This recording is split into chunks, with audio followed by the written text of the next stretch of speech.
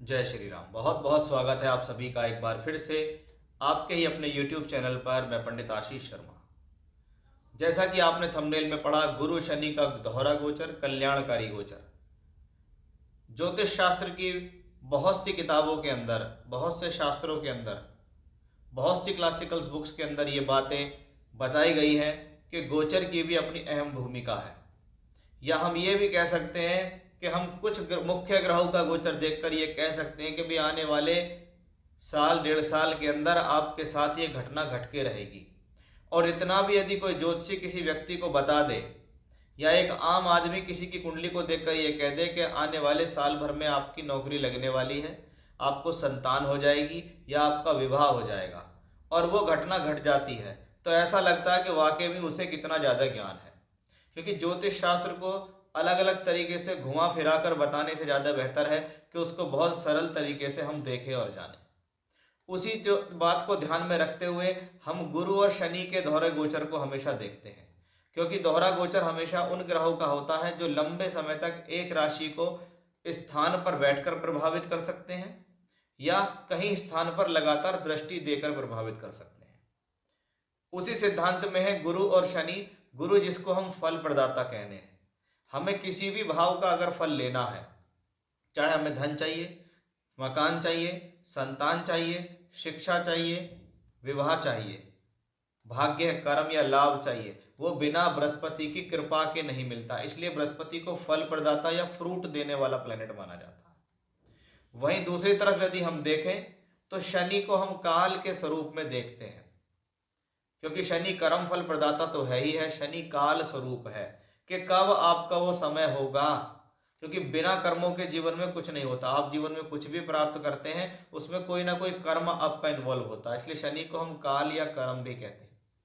अब शास्त्र कहता है जब ये दो ग्रह है, एक गुरु जिसको हम फ्रूट्स देने वाला, फल देने वाला कहते हैं, एक शनि जिसको हम काल कहते हैं, अगर ऐसे दो ग्रह मिलकर किसी भी भाव में बैठ जाएं या इकट्ठे किसी भी भाव को देख ले तो उस भाव से संबंधित फलों में वृद्धि हो जाती है।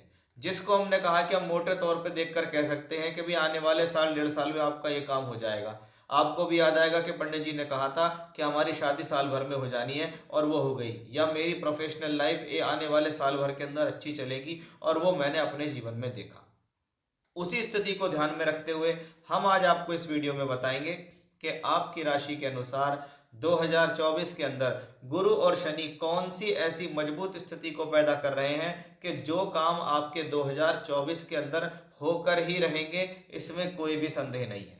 जैसा कि आप जानते हैं, वर्ष 2024 के अंदर सिर्फ 30 अप्रैल तक ही बृहस्पति मेष राशि में रहेंगे, उसके बाद वो वृषभ राशि में चले जाएंगे, और शनि पूरे वर्ष 2024 के अंदर कुंभ में ही रहेंगे।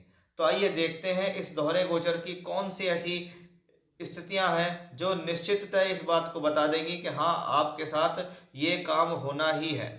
अब इसको आप अपनी राशि के आधार पर हम आपको दिखाएंगे कि आपकी राशि से ये स्थितियां कैसी बनती हैं, उसका आपके जीवन में कब क्या प्रभाव है, क्या लाभ है, क्या सावधानियां हैं, इन सबको हम बताएंगे। वीडियो को पूरा देखें, कहीं से भी स्किप ना करें, छोड़ें नहीं।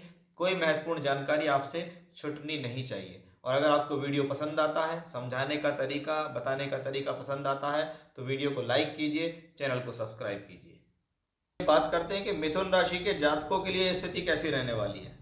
मिथुन राशि, आपकी राशि के मालिक कौन है? बुध है। और बुध का सीधा संबंध क्या है? बुद्धिमत्ता से, ज्ञान से, विवेक से, समझदारी से, कैलकुलेशन से, गणित से, अकाउंटेंसी से है। और आप ऐसे लोगों का प्रभाव होता, मैंने बहुत देखे हैं ऐसे लोग, मिथुन लगन या मिथुन राशि वाले बड़े सोच विचार के होते हैं, दूर की सोच रखते हैं, दूरगामी सोच रखते हैं, दूरदर्शिता रखते हैं, बैठे बिठाई कहीं से कहीं पहुंच जाते हैं। इतना सोच विचार ऐसे लोगों के जीवन में होता है। अब हमारा विषय है शनि और गुरु को लेकर। हमने देखा कि 11th हाउस में आपका गुरु है और शनि उसको देख रहा है। ये गुरु लगभग अप्रैल 2023 में वहां पहुंच गए। धन का कारक ग्रह एकादश भाव में गया, लेकिन गुरु एकादश भाव में गए तो जाते ही राहु उनके साथ आ गए, यानी कहीं ना कहीं आपकी आमदनी के ऊपर राहु का ग्रहण लगा। फिर वो गुरु वक्री हो गया तो वो 11वें घर के पूरे रिजल्ट नहीं दे पाया।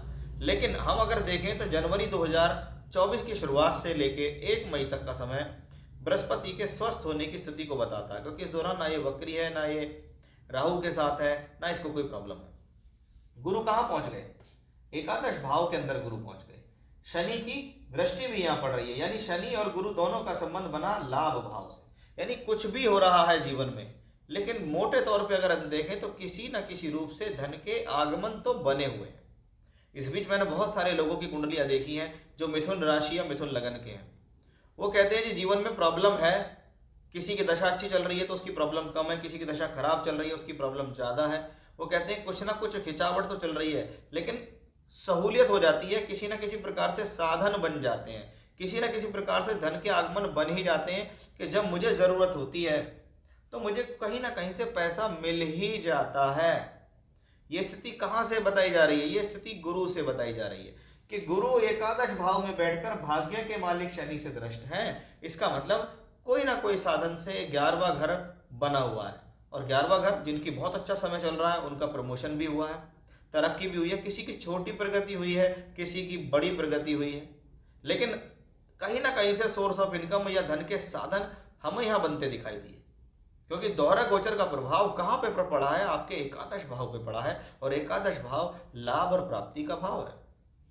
अब अगर हम देखें तो गुरु की दृष्टि 5वीं यहां पर आती है, तो शनि की दृष्टि भी 5वीं यहां पर आती है। 1 मई 2024 तक गुरु और शनि का प्रभाव तीसरे घर पे है, और तीसरा घर हमेशा से परिवर्तन के लिए जाना जाता है। मैंने बहुत बार देखा है, क्योंकि ये चौथे घर से 12वां है।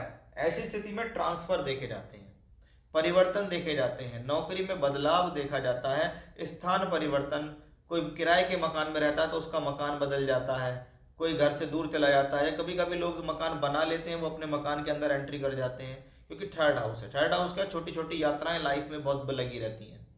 कम्युनिकेशन है थर्ड हाउस। क्या हुआ जी, दूर दराज के लोगों से कम्युनिकेशंस के माध्यम से जुड़कर हम काम कर रहे हैं, उसी तरीके से हम फायदा ले रहे हैं, तो ये थर्ड हाउस से कनेक्शन बनता है। यानी शनि और गुरु का दोहरा गोचर तीसरे घर पे आता है। हालांकि गुरु पंचम भाव पे देखते हैं और फलकारी गुरु पंचम भाव पे है, तो लोगों को 5वें घर से संबंधित भी रिजल्ट मिले हैं। 5वां घर क्या, विद्या बुद्धि शिक्षा के लिए, संतान के लिए, तो उनको ये मिला है क्योंकि बृहस्पति है। लेकिन अब बृहस्पति और पॉजिटिव वे में देख रहे हैं, जनवरी, फरवरी, मार्च और अप्रैल, 1 मई तक भी देखें तो अब बृहस्पति का राशि बदल जाता है, और जब बृहस्पति का राशि परिवर्तन हो जाता है तो बृहस्पति कहाँ बैठते हैं? 12वें घर के अंदर। यहां से सावधानी आपके जीवन में शुरू होती है। यहां से आपको विशेष तौर पर ध्यान रखना होगा सबसे पहले कि जब गुरु 12वें घर में पहुंचेंगे तो अपने धन को संजो के रखिएगा, अपने धन को संगवा के रखिएगा। ऐसी स्थिति में आपका जो धन है वो किसी न किसी रूप से खर्च होता जाता दिखाई देगा, या आपके खर्च बढ़ सकते हैं, ऐसा समझ सकते हैं। गुरु वहां से बैठकर देख रहा है छठे घर के अंदर, शनि की दृष्टि भी छठे घर पर आ रही है। इसका सीधा सीधा सा मतलब है कि अब दोहरा गोचर, दोनों ग्रहों का प्रभाव, गुरु और शनि का प्रभाव लगभग देखें तो 1 मई के बाद से दिसंबर के अंत तक भी अगर हम जा रहे हैं 2024 में, तो शनि और गुरु की दृष्टियां छठे भाव पर है। छठा भाव क्या है? रोग ऋण और शत्रु का है, और छठा भाव एक्टिवेट है, तो छठा भाव कहता है जी मेरे पास रोग ऋण और शत्रु है।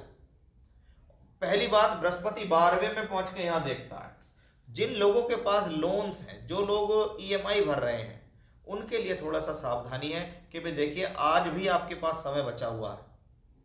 अभी भी हम फरवरी, मार्च और अप्रैल के महीने तक की स्थितियां कि अगर आपका कोई भी लोन का प्रेशर है तो आप उस प्रेशर को कम करने की सोचना शुरू कर दीजिए, उस पर वर्क करना शुरू कर दीजिए।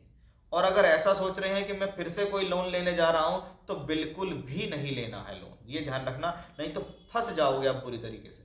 फिर आपका वो लोन चुक नहीं पाएगा, फिर आप उसमें घिरते चले जाओगे, फिर आप ब्याज पे ब्याज भरते चले जाओगे। तो सबसे पहली बात यह है, अब जिन लोगों पे लोन नहीं है तो छठा घर एक्टिवेट है, तो ऐसी स्थिति में क्या होता है, उनको किसी न किसी प्रकार से कोई विशेष कार्य को संपन्न करने के लिए लोन लेना पड़ जाता है। तो छठे भाव पे दोहरा गोचर है तो लोन लेना पड़ जाता है, हम ऐसा कह सकते हैं। लेकिन आप ये देखिए, क्योंकि यहाँ छठे घर पे गुरु शनि का प्रभाव है और वो हो सकता है साल भर के लिए वहां रहेगा वो प्रभाव, तो शुरुआत के तौर पे लोन की किस्त निकालना आपके लिए टफ हो जाएगा। जिन्होंने लोन ले रखा है उनके लिए भी, और जो लोन लेने की सोच रहे हैं उनके लिए भी। ऐसा मैं बिल्कुल नहीं कहता कि आपको लोन नहीं लेना है, आपको अपना काम निपटाना लीजिए, लेकिन उसमें थोड़ा सा आपको खर्च बनेगा, वो मैंने शुरू में ही आपको बताया, थोड़ा प्रेशर बनेगा। रोग, हेल्थ का विशेष ध्यान रखना इस दौरान। अपनी दिनचर्या का, अपने अनुशासन का, अपने नियम का, खान पान का ध्यान रखें। Otherwise liver, cholesterol, diabetes, joints pain, इनसे संबंधित तकलीफ आपको आ सकती है और उसकी कहीं ना कहीं आपकी दिनचर्या पहले खराब होगी, फिर आपको बीमारी होगी। शत्रु, एक्टिवेट भाव है, छठा घर एक्टिवेट हो रहा है, तो कहीं ना कहीं शत्रु निकल के आएंगे। शत्रु का मतलब क्या है? कंपटीशन बढ़ेगा। ये कंपटीशन बढ़ने की स्थितियां हैं, चाहे आप नौकरी कर रहे हैं, चाहे आप व्यापार कर रहे हैं, चाहे आप पढ़ाई कर रहे हैं, सभी के लिए कंपटीशन का भाव कहलाता है। इसीलिए 6th हाउस पर दौरे गोचर का प्रभाव इन्हीं चीजों को बताता है कि छठा घर रोग, ऋण और शत्रु का है। तो इन तीनों चीजों का ध्यान आपको रखना है, क्योंकि बहुत बार व्यक्ति क्या होता है, अपने कर्मों से ठीक करता है। हर चीज का उपाय नहीं होता, हर चीज की रेमेडी नहीं होती कि उठाओ मैंने ये भी उपाय कर लिया, ये भी नहीं। आपका ध्यान उपाय में है, लेकिन आपने उस समस्या के प्रति जरा सा भी वर्क नहीं किया। तो आपको यहाँ समस्या के प्रति वर्क करना है, और अगर आप वर्क करेंगे तो आप छठे घर से संबंधित जो भाव एक्टिवेट हो रहा है उससे संबंधित स्थितियों में भी आपको कहीं ना कहीं फायदा मिलेगा, क्योंकि छठा घर नौकरी का भी है। और हम जब नौकरी की बात करते हैं तो 10वें घर से ये 9वां है, 9वें घर से ये 10वां है। तो नौकरी में भी तरक्की जब ही होगी जब आपकी कठिन परिश्रम होगा, क्योंकि 6th हाउस एक्टिवेट है। इसलिए इन बातों का आपको रखना होगा विशेष तौर पे ध्यान। तो ये था मिथुन राशि के जातकों के लिए शनि और गुरु के दोहरे गोचर का प्रभाव 2024 का। जय श्री राम।